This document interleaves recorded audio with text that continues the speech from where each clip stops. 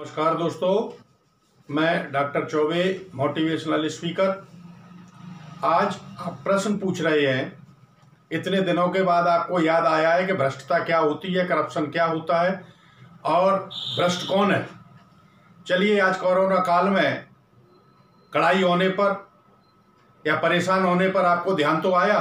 75 सालों से यही चलता रहा है, चाहे किसी की भी कांग्रेस की सरकार रही हो या बीजेपी हो, सपा हो या बसपा हो, सभी का यही रहा है। आज आप लोग आकर के पूछ रहे हैं कि क्या है, तो मैं आपको बता दूं कि देखिए, जब सख्ती हो रही है, कर्फ्यू लग रहा है कहीं या कहीं पर कुछ भी हो रहा है, देखिए मैं किसी भी पार्टी का नहीं हूं, मैं उसका हूं जो राष्ट्र के लिए कार्य करता है। जब कार्य अच्छा किया जाता है तो अच्छा कहा जाता है और जब गलत किया जाता है तो गलत कहा जाता है।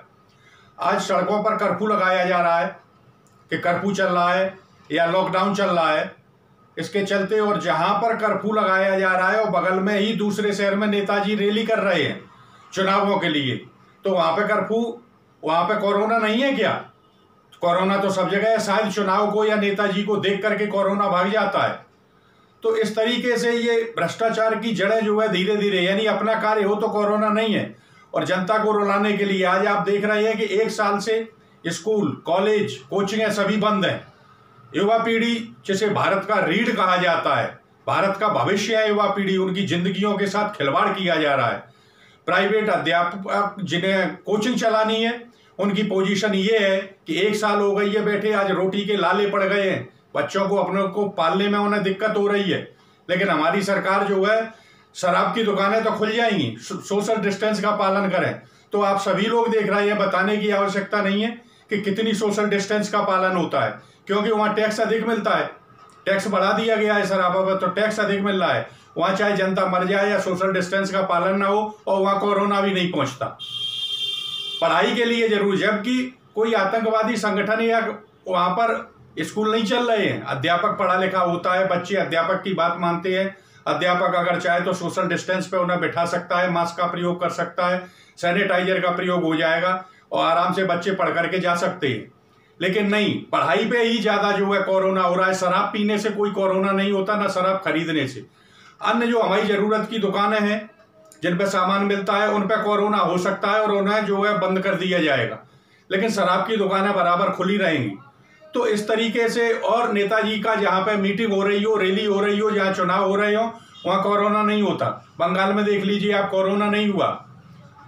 तो कई जगह ऐसी हैं, यूपी में अभी चुनाव चल रहा है, स्कूल कॉलेज सभी बंद हैं, लेकिन चुनाव की रैलियां हो रही हैं, तो कोई दिक्कत नहीं है, तो वहां कोरोना नहीं होता है। तो इस सरकार की इस नीति को क्या कह सकते हैं अपन आप? दूसरा उदाहरण देखिए कि लालू प्रसाद यादव आज जो जेल में है, हो सकता है उनके ऊपर जो आरोप लगाए गए थे वो सिद्ध हुए, उन्हें जेल भेज दिया गया। लेकिन यही लालू प्रसाद यादव जब रेल मंत्री थे तो उस समय रेल 20,000 करोड़ फायदे में चल रहा था। आज ईमानदारी का डंका पीटने वाले जब रेल डिपार्टमेंट लिए हुए हैं, तो रेल को जो है प्राइवेट किया जा रहा है, स्टेशनों को बेचना शुरू कर दिया गया है। मैं तो कहता हूं कि नेताजी और पार्लियामेंट को भी प्राइवेट कर दीजिए आप। नेताजी को चिंता नहीं होती, क्योंकि जब पार्षद रहे थे तब की पेंशन मिलती है, फिर एमएलए बने तब भी पेंशन मिलती है उनको, और फिर मेंबर ऑफ पार्लियामेंट बन गए तो वो पेंशन मिल रही है उनको। लेकिन 60 साल तक जो आदमी देश की सेवा करता है, रिटायरमेंट के बाद उसे पेंशन नहीं मिलेगी। तो नेताजी को घाटा कहाँ हुआ? न कोरोना का प्रभाव होता है नेताजी पे, न नेताजी की पेंशन बंद होती है। तो आज किसानों की हालात को देख लीजिए आप, 75 सालों के बाद, इतने दिन से जो है उनका आंदोलन चल रहा है, उनसे बात करने तक को सरकार हमारी तैयार नहीं है। 200 से अधिक किसान जो है आत्महत्या कर चुके हैं। क्या कारण है कि किसान गांव की अपनी जमीन को छोड़ करके और शहर की ओर 10 और 15 हजार और 20 हजार की नौकरी के लिए भागता है? कारण 75 सालों में कोई भी सरकार रही हो, ना अच्छे बीज ना अच्छी खादें उन्हें उपलब्ध नहीं कराई जा सकी। आज उनका प्रयोग करने वाला डीजल जो है 90 रुपए कर दिया गया है। तो किस तरीके से उनके ट्रैक्टर चलेंगे, कैसे खेत जोतेंगे? 15 साल से आप लोग देख रहे हैं कि कभी सूखा है, कभी बरसात आ जाती है, तो कभी बाढ़ आ जाती है, उनकी फसलें बर्बाद हो रही है, लेकिन किसानों की तरफ ध्यान नहीं। जबकि भारत की पहचान सरहद पे जवान और खेत में किसान, तो किसानों की ओर कितना ध्यान दिया गया? हालात वही बने रहे, किसानों के सुधार नहीं हुआ, इसलिए वो अपने खेती के कार्य को छोड़ करके गांव की ओर भागने लगते हैं। छात्रों के लिए, युवा वर्ग को देखिए, today unemployment problem has become burning problem of India. Railway में 3 करोड़ फार्म भरे गए थे और जनरल कास्ट से, ओबीसी, एससी और एससी से जो इन्होंने पैसा लिया छात्रों से, नवयुवकों से, अरबों रुपया इनके पास आ गया, लेकिन पेपर कराने की आवश्यकता नहीं है। अगर पेपर हो भी जाएगा तो पेपर रद्द हो सकता है अथवा 1 साल तक उसका रिजल्ट नहीं दिया जाएगा। तो एसएससी जीडी का आप हाल देख लीजिए, अरबों रुपया उनका लड़कों का लिए हुए बैठे हैं। तो बेरोजगारी में और लॉकडाउन पीरियड में वैसे ही बेरोजगार परेशान है और सरकार उनसे रुपया और खींच के और शांत बैठ जाती है, जॉब नहीं दे पा रही है, जॉबलेस हो गए युवा वर्ग, आज आत्महत्याएं कर रहे हैं।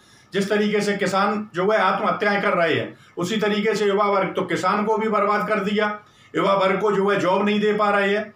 सरहद पे जवानों को देखिए आप, कभी वो नक्सलवादियों से लड़े, कभी आतंकवादियों से लड़ते हैं, लेकिन उनका वेतन कितना है? ले और लद्दाख में देखो, फौजी मेरा लड़ता है, पूछो इस सरकार से उसको कितना वेतन मिलता है। अभी नक्सलवादियों के यहाँ कितने जवान मारे गए, तब क्या होता है कि 10-10 लाख है वो दे देते मेरे प्यारे बेटों को, तो 20 लाख भी मैं दे दूंगा खद्दरधारी हेटों को, और वो सरहद पर शीश चढ़ाने भेजें अपने बेटों को। जब नेताजी का लड़का फौज में जाएगा, नेताजी का लड़का नेता ही क्यों बनना चाहता है? तो इस तरीके से अगर यही हालात रहे तो अफसर का लड़का अफसर बनेगा, नेता का लड़का नेता बनेगा, और मरने के लिए ये मध्यम श्रेणी या निम्न श्रेणी के वैसे ही मार देंगे लॉकडाउन में, भूख और प्यास से मर जाओगे।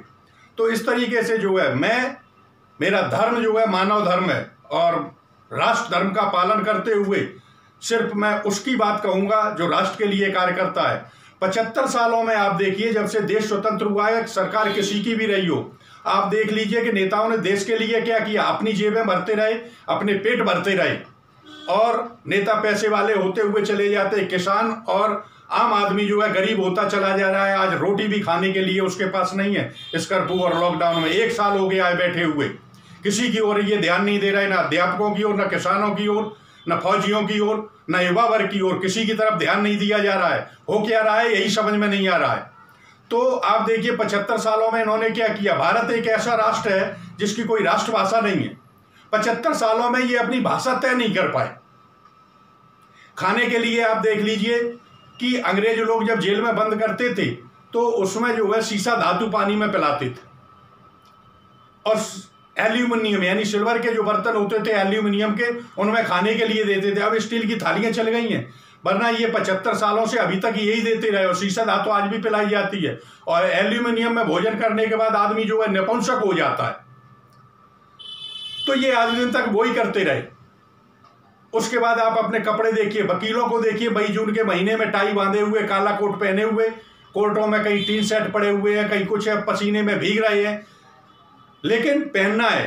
तो ये अंग्रेज लोग लागू कर गए थे, तो 75 सालों में ये उनकी ड्रेस भी चेंज नहीं कर पाए, तो खाना नहीं सीख पाए, तो कपड़े पहनना नहीं सीख पाए, राष्ट्रभाषा देश के लोग को नहीं दे पाए, तो क्या कर सकते हैं देश के लिए। दूसरी, Indian education is motionless education, दिशाविहीन शिक्षा जो है छात्रों को दी जा रही है। कोई टेक्निकल शिक्षा देने की प्रावधान यहाँ पर नहीं है। 1935 में जो लॉर्ड मैकाले शिक्षा नीति लागू कर गया था, को एजुकेशन, वही आज दिन भी चल रही है। तो शिक्षा को 75 सालों में आप नहीं बदल पाए। और वही लॉर्ड मैकाले ने इंग्लैंड की पार्लियामेंट में जाके कहा था कि भारत में वो नींव डाल के आया हूं कि 1000 वर्षों तक गुलाम पैदा होंगे, और 1000 वर्ष के बाद विश्व के नक्शे पर भारत नजर नहीं आएगा। तब भी इनके जो है दिमाग नहीं खुल रहे हैं, और सिर्फ अपने पेट और अपनी जेबें भरने में लगे हुए हैं। तो इन्हीं लोगों को कहते हैं भ्रष्टता। क्या है? एक व्यक्ति जब अपने कार्य को पूर्ण ईमानदारी के साथ, अपने कर्तव्य को पूर्ण ईमानदारी के साथ नहीं करता, तो उसे भ्रष्ट कहते हैं। सिर्फ रिश्वत लेना ही भ्रष्टता नहीं है। अगर आप विद्यार्थी हैं और ईमानदारी से नहीं पढ़ते तो आप भी भ्रष्ट हैं। जो कार्य आपको सौंपा गया है, तो 75 सालों से देखिए आप नेता जो है देश के साथ क्या कर रहे हैं। अब इन्हें भ्रष्ट ना कहें तो हम क्या कहें। इसलिए अब जरूरत है कि जनता को जागृत होना चाहिए। आप सभी लोगों से मैं कह रहा हूं कि आप सभी जो है जागृत हो जाइए, और सरकार के खिलाफ एक मुहिम चलाना पड़ेगी। राष्ट्र को अगर सुधारना है तो सिर्फ सरकार की ही जिम्मेदारी नहीं, प्रत्येक नागरिक की जिम्मेदारी है। तो आप अपनी जिम्मेदारी को पूरा करें। जय हिंद, जय भारत।